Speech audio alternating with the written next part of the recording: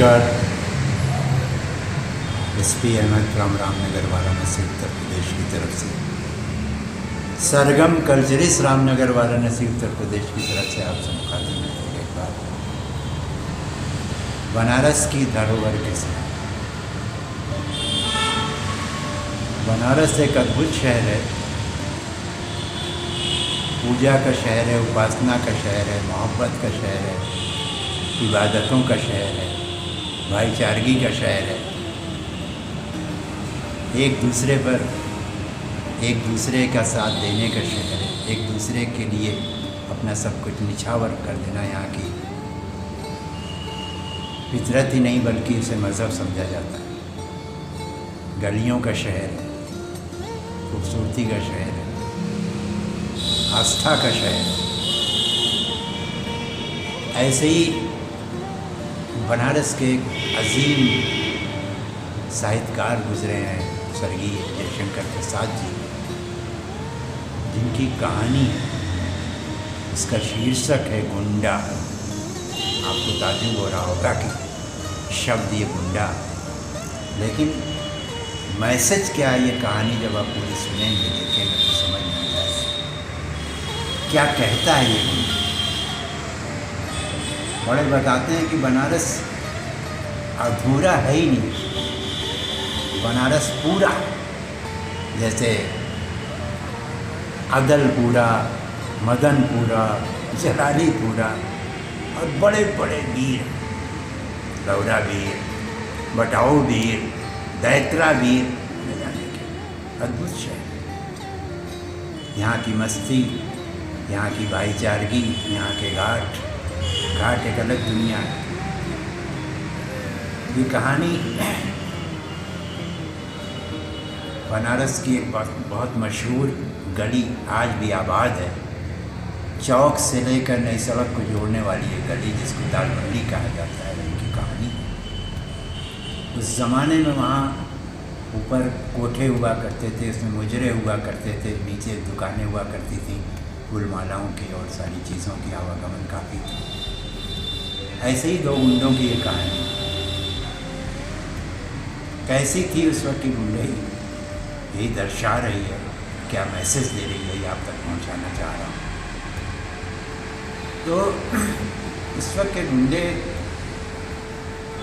जो उन्होंने दर्शाया है, इसके अंदर कहा है स्वाभिमान होता था, उसूल होते थे, ये था उनकी ज़िंदगी में। एक दूसरे के साथ दुश्मनी तो होती थी, लेकिन उसके अंदर भी कुछ उसूल होते थे। तो एक इस तरह के जो गुंडे थे, उनकी बेटी की शादी की बात आ गई, बात तय हो गई, तारीख तय हो गई और बारात आनी थी। सब कुछ तय हो गया, सारी चीज़ें तय हो गई, लेकिन एक पेंच आ गया इस कहानी में, एक अड़चन आ गई। बारात का जो रुख था, बारात जो आनी थी, वो उस तरफ का गुंडा जिनका विरोधी था, उसके रास्ते से, उसके इलाके से इनकी तरफ में। ये सोचकर ये काफ़ी परेशान हो गए, और जैसे जैसे तारीख करीब आ रही थी बारात की, इनकी बेचैनी बढ़ गई कि यार वो कैसे आने देगा अपने इलाके से हमारी बेटी की बारात को। स्वाभिमान था, बट नेचुरल है, इंसान कोई भी हो वो स्वाभिमान का पुतला होता है। काम से कोई मतलब नहीं है, वो तो अंजाम अलग है काम का, जैसा हम काम करेंगे अंजाम वैसा ही होगा।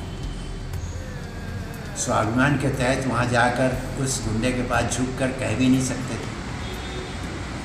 रफ्ता रफ्ता वो तारीख एकदम करीब आ गई, यहाँ तक कि बारात का दिन आ गया। ये बहुत परेशान होगा क्या। खैर, बारात इनके दरवाजे पर सही सलामत आकर लग गई। इनकी तो आश्चर्य की सीमा रही, आश्चर्य में हो गए, ताज्जुब हो गया इनको, क्या ये कौन सा मामला हो गया, ये क्या हो गया। उसका इलाका, वो अपने इलाके का दबंग और उसके इलाके से और दुश्मनी हमारी इतनी चरम सीमा पर, उसके बावजूद बारात हमारे यहाँ सही सलामत आ गई। बाद में मालूम हुआ कि जहाँ से बारात इनके इलाके में आने वाली थी, वो अपने अमलों के साथ, अपने लोगों के साथ, अपने मातेहतों के साथ, पूरी तैयारी के साथ, जो बारात की अगवानी का होता है, गजरे, माले, फूल, मिठाई और सारे स्वागत के सामान जो हो सकता था, बेहतरीन तरीके से वो अपने लोगों के साथ वहाँ खड़ा था और बारात की पूरी अगवानी की, बारात को जाने ये बाद में मालूम।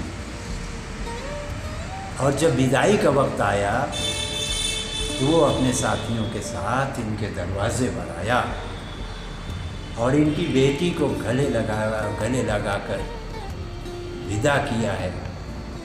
और विदा करते हुए मुड़ कर कहा, देख कि हमार तोहार जो दुश्मनी है ना, ये हमार तोहार जो दुश्मनी है बाद में निपटब, एकर वक़्त ए वक़्त नहीं हो, ए वक़्त ही हमार बिटिया का विदाई हो, हमार बिटिया नहीं, काशी के बिटिया का विदाई हो, हमारी इज्जत का बात है। तो और हमार मसला हम बाद में समझा, ओकरे लिए का भाई वक़्त नहीं आए बा। इतना कह के उसने विदा किया। बेटी तो चली गई, लेकिन बेटी क्या दे के गई है ये मैं आपको बताना चाह रहा हूँ कि ये बर्दाश्त न कर सके और उतर के गए अपने दरवाजे से, उसके गले लिपट गए और दोनों के आंसुओं की जो लड़ी वो चली है, आंसुओं की जो धार है, जो आंसू टपके हैं, बरसों की दुश्मनी उन आंसुओं में दुश्मनी